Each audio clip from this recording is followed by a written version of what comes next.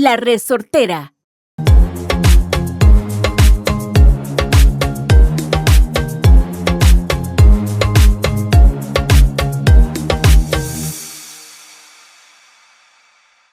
Hello, and welcome to Pura Vida Perspective. Sara, how are you?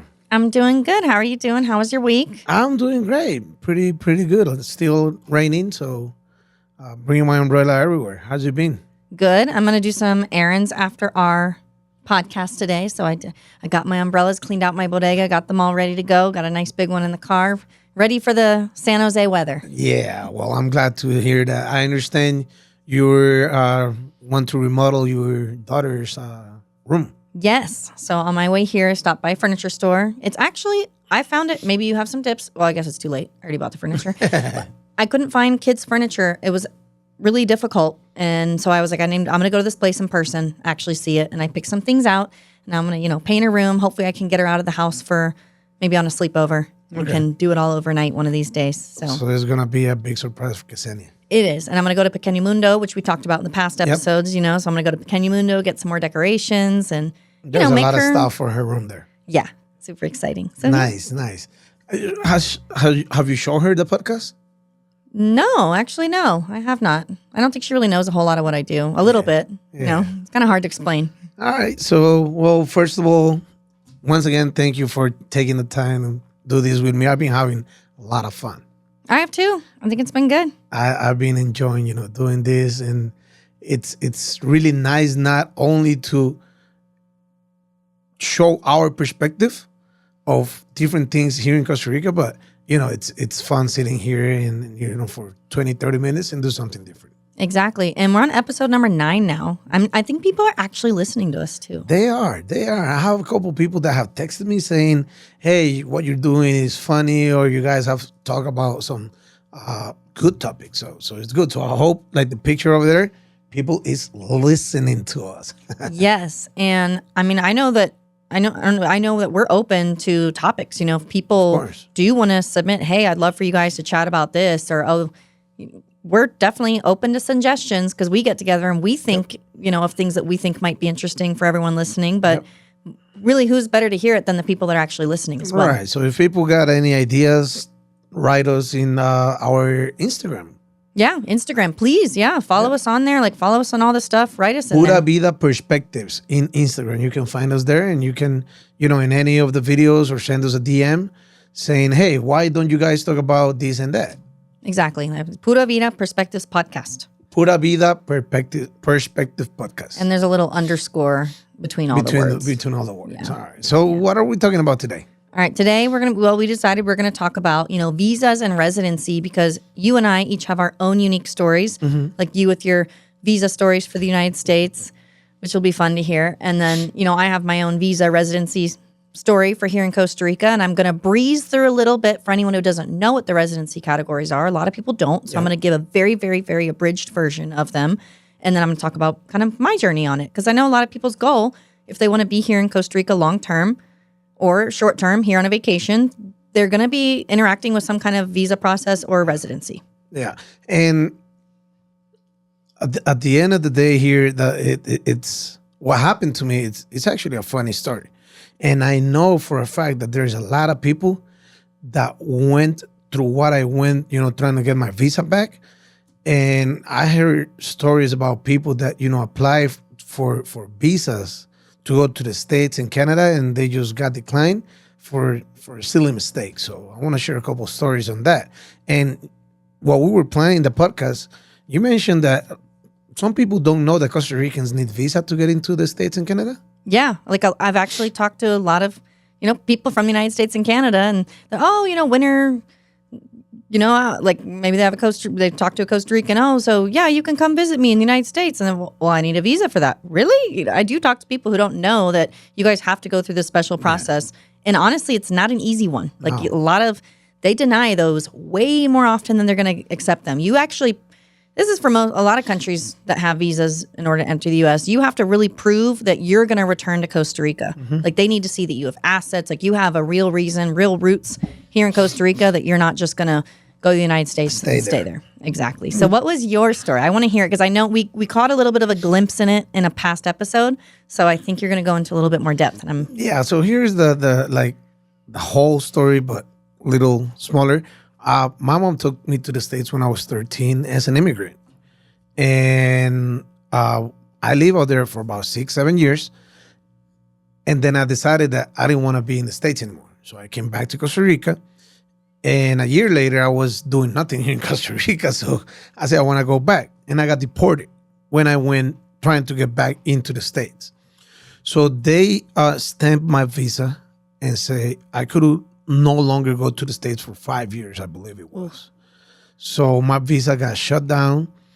And I started doing a lot of, started living here in Costa Rica. And then probably 10, 11 years down the road, I wanted to apply for a visa again. And I remember like it was yesterday. I got rejected. When I went to I made the application. I got my appointment. I went to the embassy. And this lady told me, like, you will never get a visa back. Like, don't ever come back here.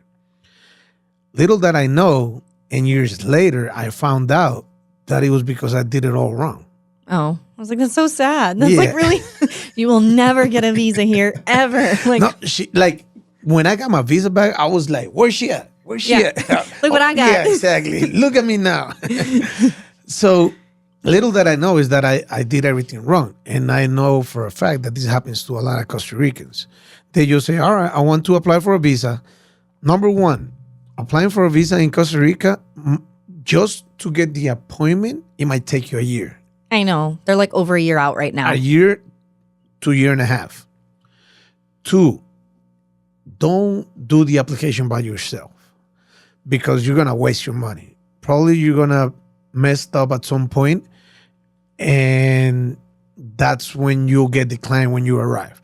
I have learned that when you go to the appointment, like 70%,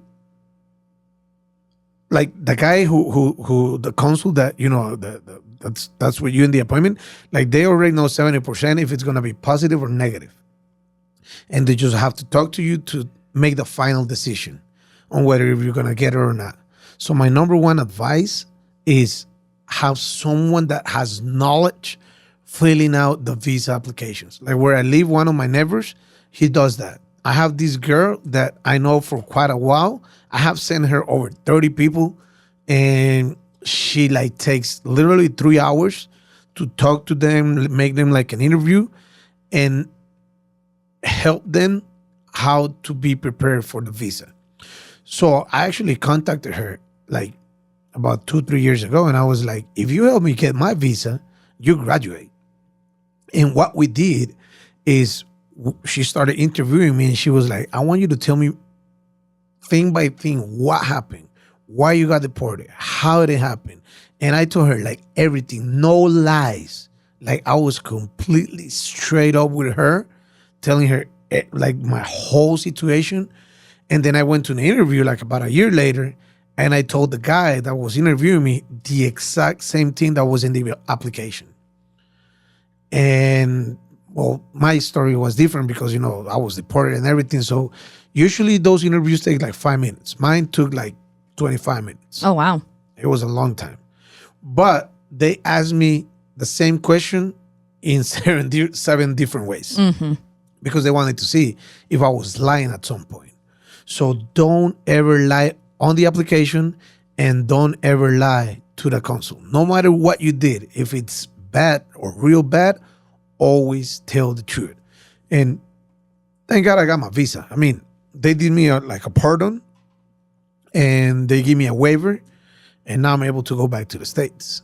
Woohoo! Woohoo! Yeah. But the thing is this, when Costa Ricans are applying for visa, make sure that the application form, it's filled with no lies and completely honesty. Like one of the guys that works for me, he went up to get his visa, and he did it by himself.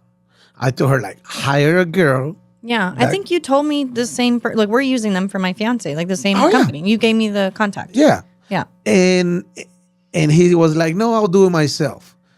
So he goes to the appointment, and they asked him, "So what address are you going to stay in it?" And he was like, "Oh." So when you make your visa application, you have to put an address of where you're going. Yeah. Hotel, friend's house, family, whatever. He just randomly put one address, and like a year or 2 years later, when he got the appointment, he forgot the address that he put. So it was not matching what he did on the application, Yeah. And then they're going to say no. and he got rejected. Oof. Yeah. It's rough to wait, like I said, a year and a half for your appointment. You get there and you get rejected. You know what's really weird? I know it's kind of off topic. The appointments, if you want to go to if you want to go apply for a tourist visa in the United States Embassy in Nicaragua, is like 3-day wait.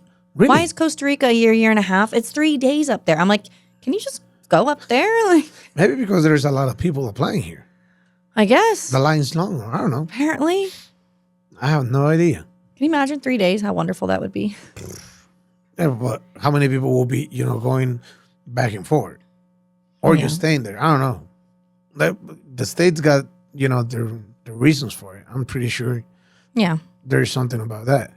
And what can you tell about, people that is applying for residency here?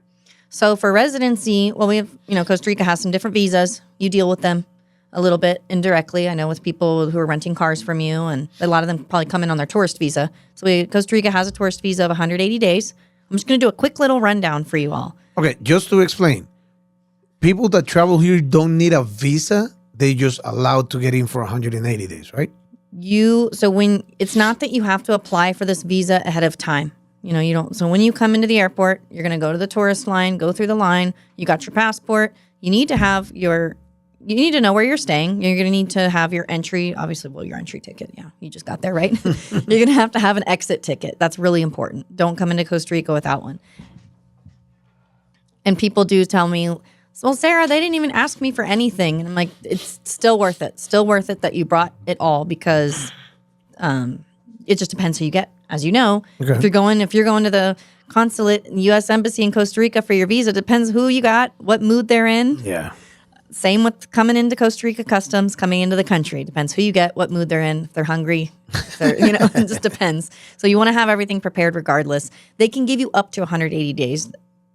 Again, actually not for every country. So there are countries that Costa Rica, okay, for example, one of my best friends, she moved to Italy and she married a guy, and he's technically from Albania, but he's a permanent resident in Italy. So I looked up, okay, what are the visa requirements from Albania? They can't just freely come in. So there are countries that can't just freely come into Costa Rica, kind of like the United States. Okay. There's countries that, they just don't freely allow entry either. So, moral of the story is, okay, if you're pretty much from the United States, Canada, which is a lot of our demographic here, you can enter Costa Rica. You can get up to 180 days. That doesn't mean you're going to get the 180 days. Again, if you have a return ticket for 2 weeks later, they might just go, okay, cool, 14 days. Give you a 14-day visa. If that's the case, then you need to leave within 14 days, whether it's through a border, back on a plane out, but you got to go. Okay. So 180 days. So it's tourist visa, digital nomad visa that came out, I guess, a few years ago now. So digital nomad visa, you can, Work, right? that'd be if you work online. Okay. So Costa Rica encourages online workers to come here. And maybe there can be some controversy, as we've seen online about it. Now you and I are posting, these things are going up. We're seeing how people feel about that. But Costa Rica government encourages people to come here, Okay. whether it's through their residency programs, which I'll briefly chat about too. But there's a digital nomad visa that you basically have to show as a single individual.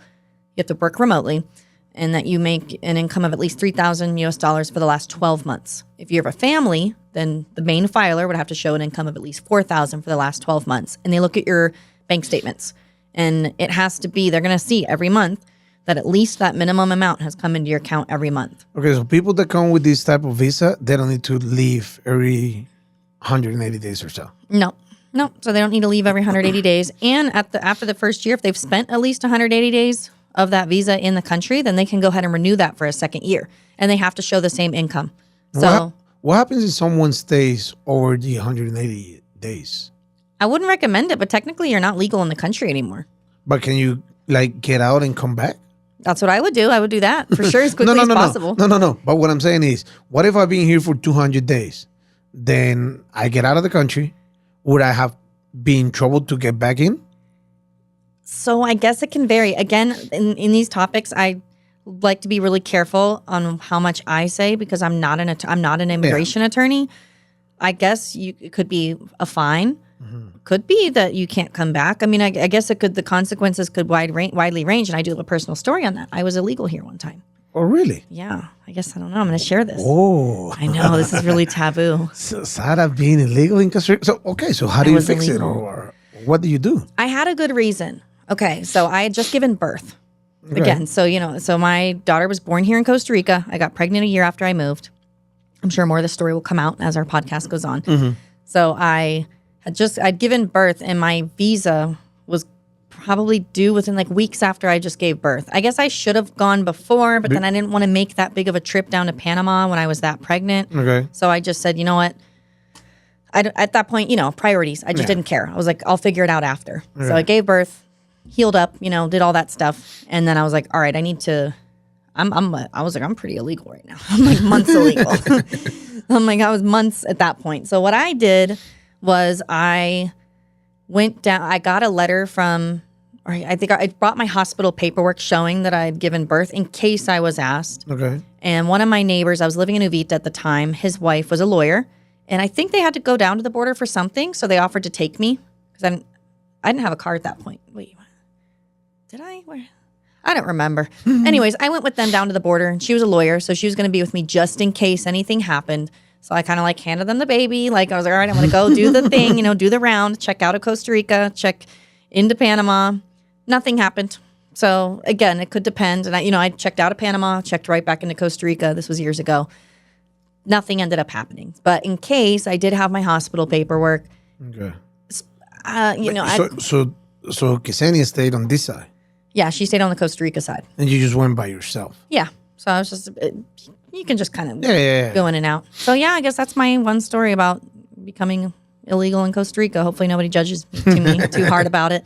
And then I did mention to you that I took a little while longer to get my residency than I should have. Part of that could have been financial reasons. I don't really remember. But so my daughter was born, in April 2017. I didn't get my residency till 2020. I didn't even apply for my residency till 2020. Long time. I know. 3 years later. Yeah, I think it just, I don't know why I didn't. Oh, maybe part of it, born in Russia, Russian birth certificate. How am I going to get that? I ended up using an agency. It just wasn't a high priority. I was single parenting in still the country was new to me at that point. Yeah. I just was trying to keep my head above water still of parenthood and everything for the first few years. So getting my residency was not top priority either. And yeah, when I finally could financially and do all that, then actually when COVID happened, I was like, I should probably have a legal status here in the country now. This is becoming very important now. Yeah. So I went forward with that. So that's my other kind of embarrassing thing to admit too, that I waited years to get my residency when I was eligible years prior and I was illegal for a bit. Well, that's something that we get to learn about you that we didn't know. Yeah. That's okay, but then I can breeze through the other residency categories if anyone. So we talked about the tourist visa. We talked about the digital nomad, and then there's the most popular residency categories. Would be one that I just mentioned is giving birth here in the country. So by giving birth here in the country, you are now a relative of a first degree to a Costa Rican citizen. Well, here's a funny story. Not long ago, a couple of weeks back, this couple. They've been renting cars for me for quite a while, like 6, 7, 8 times, but short times. And then the wife contacts me and says, Jairo, can you help us move our stuff from Heredia to Guanacaste? And I'm like, I don't really do that. But, so we started talking and I got kind of feel sorry for them. And they're being such nice customers that I said, all right, I'll help you out. I'll see what I can do. So I rented this mini truck and we met up in Heredia and they have this gorgeous, beautiful 1-month-old baby. Oh. And I was like, what? And they were like, yeah, we came here in January. And I was like, yeah, we don't, they came here for tourism, 2 weeks. And they went back home and say, all right, let's sell everything. What we're keeping, let's ship it over to Costa Rica and let's have the baby in Costa Rica. So she decided to have the baby here, so she could have that type of apply for that family visa. And I end up helping them moving down to Guanacaste. Beautiful family, beautiful baby, and what you were saying, that's this is their new life, and they chose to have the baby here so they could apply faster and be legal faster in Costa Rica. Yeah, because the thing is about that residency category is you go straight to permanent residency. So you don't have to become a temporary resident first. And again, for me, it was kind of accidental. I mean, I'll be honest, I wasn't planning on getting pregnant. 7 years later, doing good. But, it was accidental. It was a perk. It was an added bonus. I was like, great. Okay, perfect. Check that off. Can become a resident. Check. And something that you mentioned is at the end of the day, for everybody that is listening or watching us, get a lawyer, right? Yeah, 1,000%. That can help you, on what you're doing. For Costa Ricans, you don't need a lawyer. You just need someone that has expertise on filling out the visa documents. So when you arrive to your appointment, you have more chances and more possibilities on getting your visa approved. Because if you do it by yourself, some way or the other, you're gonna make a mistake. And also be careful on who you choose to help you out with this type of stuff. Because like everything, you could get ripped off. Like somebody could say, "Hey, I'll help you out, fill out your visa thing," and they just never do or do it the wrong way. So make sure people know who to work with. Yeah, because that's a lot of time that you're waiting between that appointment. And money, exactly. So there's that residency category, having being a first degree family member. Next one would be, popular one that I work with a lot of people that are retiring. So if you have a pension, or it could be Social Security or something lifelong. I work with a lot of retired military too. So some of them have that military pension for the rest of their lives of at least $1,000 US. So it's another one. And again, I'm not going to get into all the nuts and bolts. I actually have all these videos, on YouTube and everything, all of the really deep dives and all that. I got a whole blog on my website about residency and the categories too, if anyone wants to check that out. And then there's the investor. So that one, you just have to invest at least $150,000 US into the country. So that could be buying a property, a business, starting a business. You could even be buying and building, car, your car purchase, any automobile purchases can be looped into that.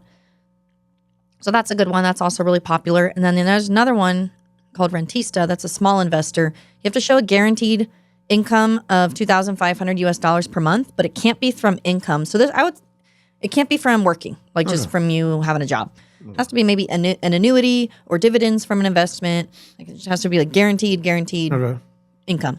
But better to talk to a lawyer always. And even my residency category was very simple and straightforward. It's like, yep, had the baby here, cool. I still used a lawyer. Yeah. Because you're right. If I messed up something on that application, or just the bureaucracy of go here, go there, do this. Yeah. The lawyer's going to guide you. Costa Rica has a lot of bureaucracy.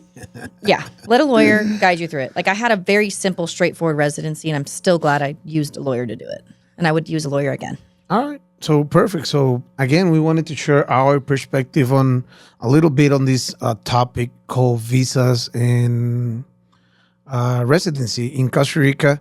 The perspective of a Costa Rican, how to apply for a visa to U.S. and Canada, and Sarah with the visa and residency from people from someone from out of Costa Rica on how to get there in Costa Rica. Exactly. Hopefully people learn something and they learn something interesting and new. Again, we're not experts in the topic. We're just sharing our perspective of what we think. Get a lawyer or get a person that is, familiar with filling out the visas. Oh, exactly. And I mean, like I said, I know the categories, but I know where the fine line is between, okay, this needs to go to a lawyer. But at least I can usually tell if someone qualifies for a category. And these are the most popular categories. So if someone's going in there, Sarah, you forgot this one. Well, maybe it's not that. I'm just telling you the most popular ones that I see with people that are moving to Costa Rica, which ones they're actually filing. All right. Remember to share these podcasts to people that you know that might be interested in. Leave your comments on the comment sections. We do read them all. And if you have any ideas on new topics, send it to us in Pura Vida Perspectives Podcast in Instagram. Instagram, yes. Yeah. Follow us on the different channels so we can get out there to more people. All right. Pura Vida. Have everybody a great time.